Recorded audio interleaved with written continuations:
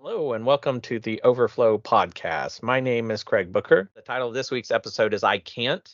A lot of the material for this week's episode was inspired by Craig Groeschel's book, The Power to Change Mastering the Habits That Matter Most. Note, I will talk a lot about mental health, but please note this is not a substitute for therapy or mental health care. I am not a counselor or physician. If you need help with mental health challenges, please find a qualified mental health professional. The title of this week's episode is I Can't.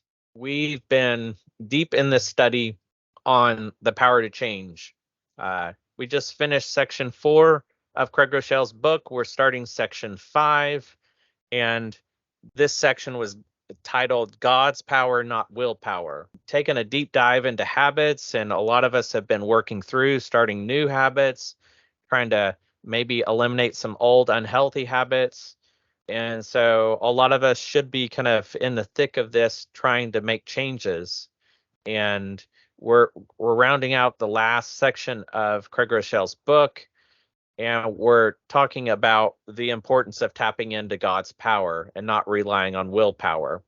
So Craig Groeschel begins this section of the book by telling a really funny story about a 35-year-old woman in Ness, Kansas, who got stuck sitting on the toilet for 2 years. And she sat there so long that her skin started to grow around the toilet seat, which is really gross, but really funny too. And it said that her boyfriend brought her food and water each day and would ask her to come out every day. And each day her response was the same, and it would say maybe tomorrow. And I think to some extent we have all been that woman. We have all gotten stuck in different capacities thinking that maybe tomorrow will be different. Regardless of what that is in our lives, maybe we're not sitting on a toilet for sure, but we've been stuck in a situation where we hope it would change. We wish it would change. We want it to change, but we just find ourselves day after day stuck in the same place. So, this could be some examples. You could be feeling stuck in a job that you hate. You could be stuck spiritually, hoping to take things to the next level in your walk with God.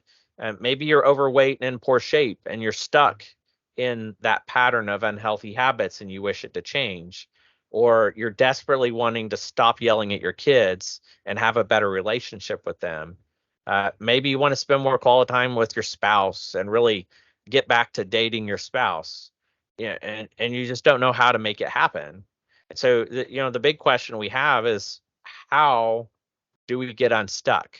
How do we get unstuck? How we're kind of wanting to make these changes, but for one reason or another, we can't seem to get out of the pattern that we're in.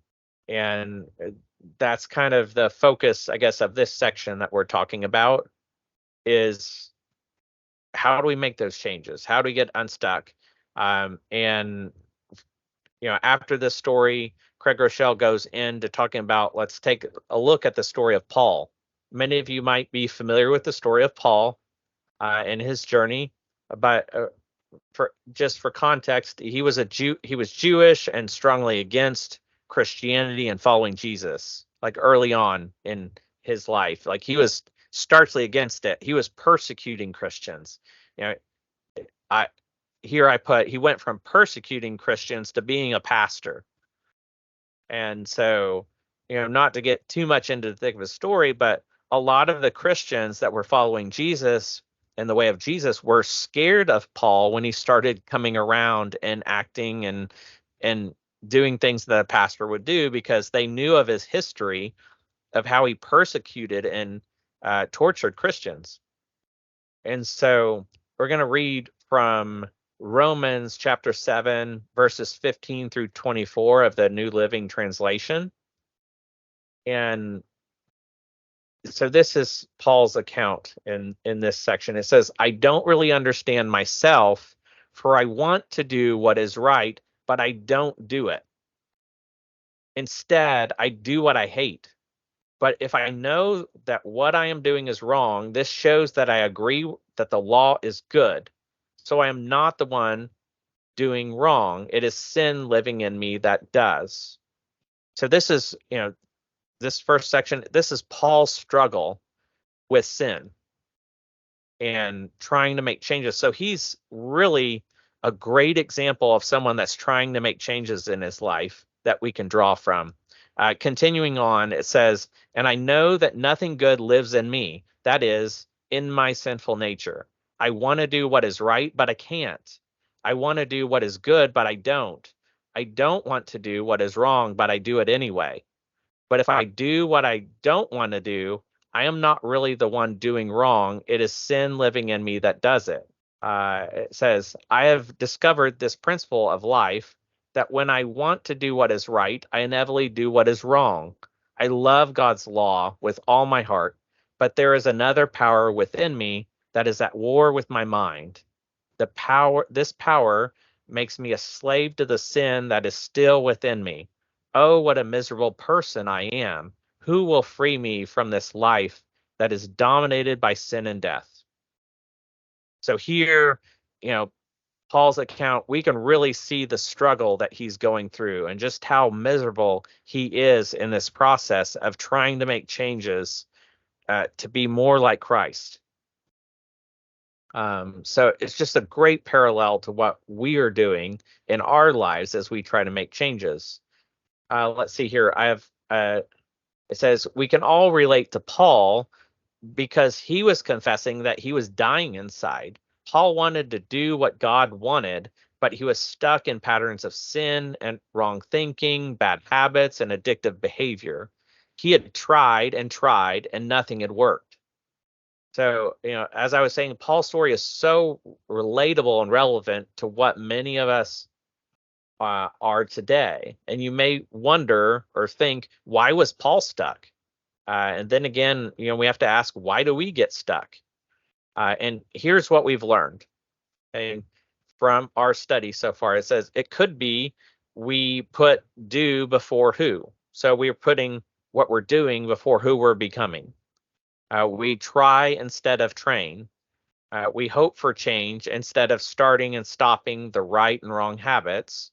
We do occasionally what we should do consistently. These are all lessons that we built on throughout this study, and these are, putting them into perspective of why we may be stuck. Craig Rochelle says we stay stuck because we rely on willpower instead of God's power. In his book, it says the problem with my situation and probably your situation is we mistakenly believe that we can do it, that we can on our own make the change that we want to see in our lives. And the truth is that we can't. You might say, now, wait a minute, Craig, this is not very motivating. I mean, you're not really helping me feel encouraged, lifting me up. This is really kind of a downer.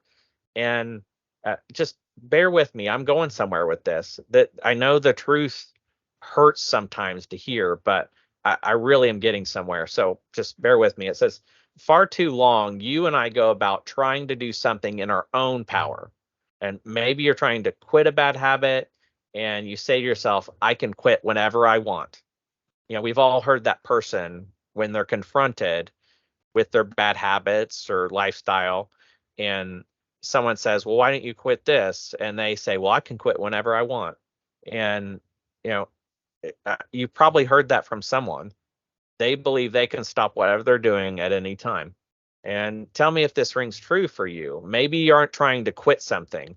Maybe you're trying to lose weight or get in shape. You insist you could lose those extra pounds if you tried. After giving it your best for 28 days, you lost a lousy 2 pounds.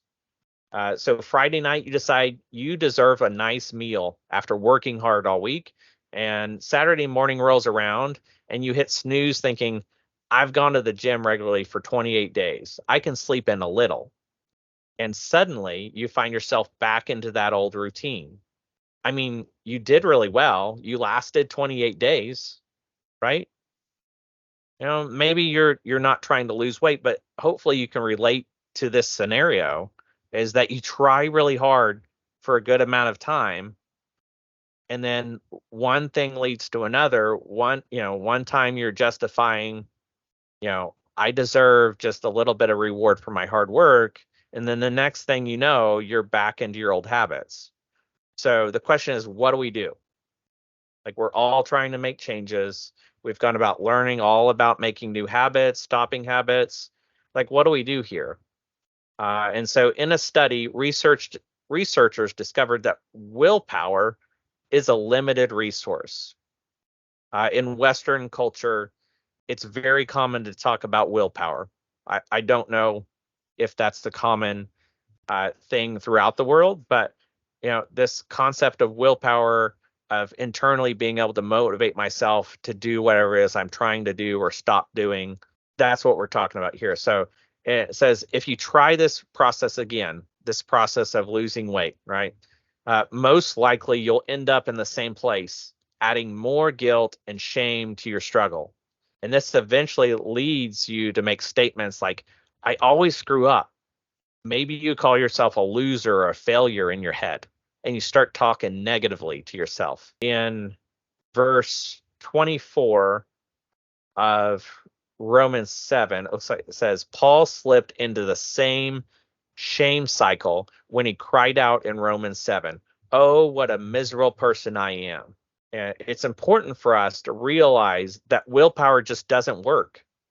Like I said just a second ago or a minute ago, it's very limited and it's very unpredictable, willpower. With Paul's next words, Paul asks the tortured question, who will free me from this life that is dominated by sin and death? Like, you may say Paul's being a little over dramatic, but really you can see the struggle he's going through.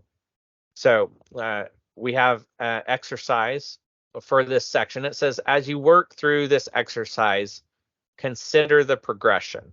After feeling stuck long enough, we can feel dead. After we feel dead long enough, we can feel shame. After we feel shame, we give in and give up. So there's the progression. And it says, be honest about the depth of any places where you feel that things can't change. This is where it really applies to our brain health or mental health, is let's be honest about these areas. And think about this. It says, what about places in my life where I feel stuck? So it gives us this topic, gives us a blank to kind of fill in. Next item is places in my life where I feel dead. That's the second one. And then third, we have places in my life where I feel shame. So the first progression is maybe we feel stuck in something we're trying to change. That goes on long enough and we start to feel dead, like we can't affect change. And then third is we start to feel this shame internally. And this shame is where a lot of negative thought patterns arise, of really talking to ourselves in a way we would never talk to other people. The principle for this section is you think you can, but you can't. The passage of scripture is Romans 7:21 through 23 of the New Living Translation. Says, I have discovered this principle of life, that when I want to do what is right, I inevitably do what is wrong. I love God's law with all my heart, but there is another power within me that is at war with my mind. The power makes me a slave to the sin that is still within me. That's all for this episode. Thank you for watching. If you liked the video, give us a thumbs up and be sure to subscribe so you don't miss out on future episodes.